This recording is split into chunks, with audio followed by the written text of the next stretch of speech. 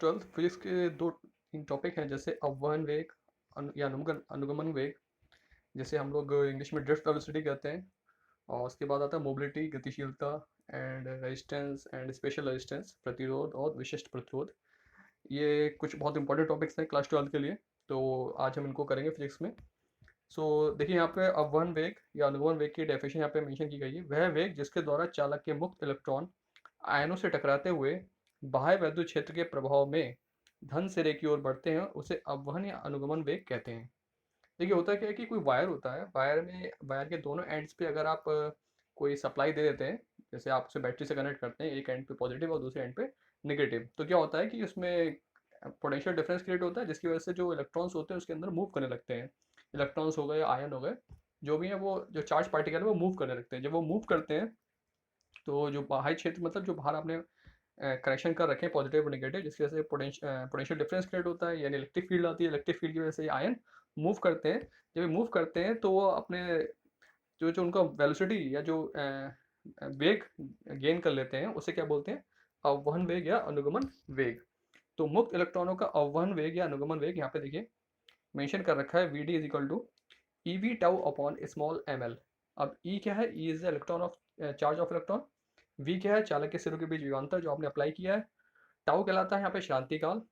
और एल कहलाती है चालक की लंबाई, जितना लंबा आपने वायर लिया है, जो भी सेक्शन लिया है उसकी लंबाई। और स्मॉल एम जानते हैं इलेक्ट्रॉनों का द्रव्यमान, ये आप सब जानते हैं। तो ये फॉर्मूला बन जाता है अनुगमन वेग का, वी डी। तो किसी चालक में मुक्त इलेक्ट्रॉनों की टक्कर के बीच के समय अंतराल को शांति काल कहते हैं। यस, शांति काल यानी दो इलेक्ट्रॉन जब मूव करता है तो उस पर जो और पार्टिकल से जो टकराता है, तो एक टक्कर के बाद दूसरी टक्कर होने में जो समय लगता है उसे बोलते हैं शांति काल। ये भी बहुत इंपॉर्टेंट है, इसे ध्यान रखिएगा। आगे चलते हैं। गतिशीलता। गतिशीलता क्या होती है? किसी आवेश वाहक की गतिशीलता वह अपवाह वेग है, यानी वो ड्रिफ्ट वेलोसिटी है जो उसके द्वारा एकांक वैद्युत क्षेत्र में प्राप्त किया जाता है। यानी जब आप यूनिट इलेक्ट्रिक फील्ड लगा रहे हैं, उस समय जो ड्रिफ्ट वेलोसिटी होगी उसे बोलते हैं गतिशीलता।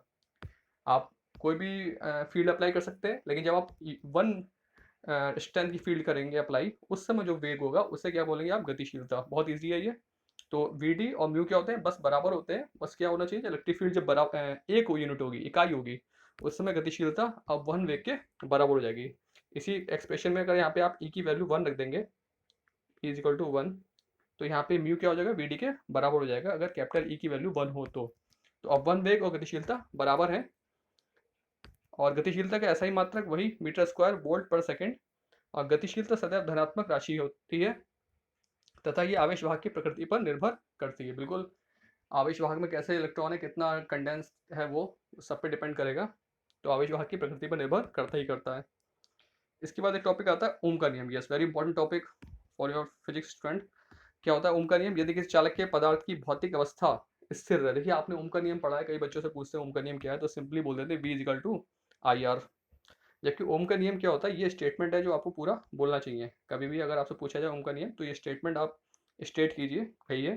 इसमें कहते हैं यदि किसी चालक पदार्थ की भौतिक अवस्था अवस्था ताप, दाब आदि स्थिर रहें, तो चालक के सिरों के बीच विभवांतर कैपिटल वी और उसमें प्रवाहित धारा कैपिटल आई के समानुपाती होता है।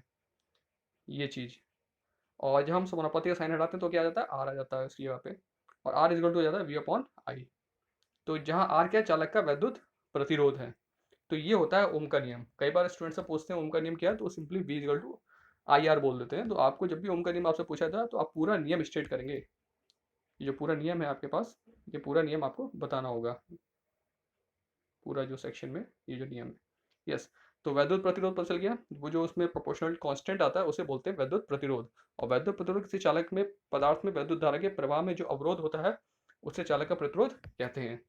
तो बहुत सिंपल है ये, लेकिन इंपॉर्टेंट है कि और क्या बोलना है आपको, वो आपको पता होना चाहिए।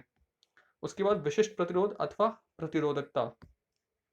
अब विशिष्ट प्रतिरोध क्या होता है? विशिष्ट प्रतिरोध किसी धारावाही चालक के अंदर किसी बिंदु पर वैद्युत क्षेत्र की तीव्रता तथा उस बिंदु पर धारा घनत्व जे के अनुपात को चालक का विशिष्ट प्रतिरोध कहते हैं। यानी जब आप किसी चालक के अंदर किसी बिंदु पर आप देखेंगे कि वहाँ पे विद्युत क्षेत्र की तीव्रता कितनी है, ई, और वहाँ पे धारा घनत्व कितना है, जे, तो उनका जो अनुपात होगा वो क्या कहलाएगा? विशिष्ट प्रतिरोध। उसे कैसे शो करते हैं? रो से। ये रो का साइन है।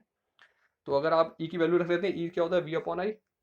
और जे क्या होता है? I upon A, current density I upon A. तो आप इसे सॉल्व करेंगे फर्दर, तो आप आपको मिल गया आर ए अपॉन एल, क्योंकि V equal to I R भी होता है। ये सब चीज़ें आप करते हुए पहुँचेंगे यहाँ पे। अब यहाँ पे क्या किया है, यही एक्सप्रेशन को आगे इन्होंने शॉर्ट में और कर दिया, तो M equal M upon N E square tau आ गया है। सो आर इक्वल टू क्या हो जाता है, रो एल अपॉन ए। देखिए जो एक्सप्रेशन आया है यहाँ पे, ये एक्सप्रेशन, ये आपको किसी एक दूसरे डेरिवेशन से प्राप्त किया जाता है जो इसके विशिष्ट प्रतिरोध को दिखाता है। इसका मेथड अलग है, तो यहाँ पे इसको डायरेक्ट लिया गया, तो लेकिन आपको इतना पता है कि आपको जो फॉर्मूला ध्यान रखने वाला फॉर्मूला है वो है ये R is equal to rho L upon A. और दूसरा है आपको डेफिनेशन के थ्रू ये पता होना चाहिए कि ये चीज़ क्या होती है। ये होती है प्रतिरोध, वैद्युत क्षेत्र और धारा घनत्व के अनुपात को आपके बोलते हैं विशिष्ट प्रतिरोध कहते हैं। और ये एक फॉर्मूला बहुत इंपॉर्टेंट है जो मैंने इधर ये बॉक्स में आपके लिए मेंशन कर रखा है। तो किसी धातु की विशिष्ट प्रतिरोध धातु के मुक्त इलेक्ट्रॉन घनत्व n पर तथा धातु की प्रकृति पर निर्भर करता है। इसका मात्रक ओम मीटर होता है तथा इसकी जो यूनिट है डायमेंशनल फॉर्मूला वो ये दिया हुआ है।